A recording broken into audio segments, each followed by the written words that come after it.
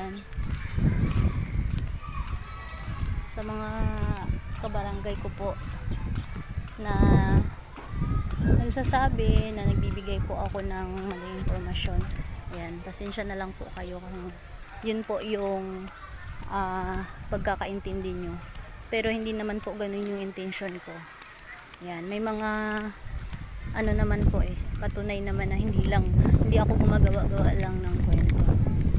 Yan po. Basta na pag-pray na lang po natin na makita na po natin sila or makauwi na po sila sa kanilang mga pamilya.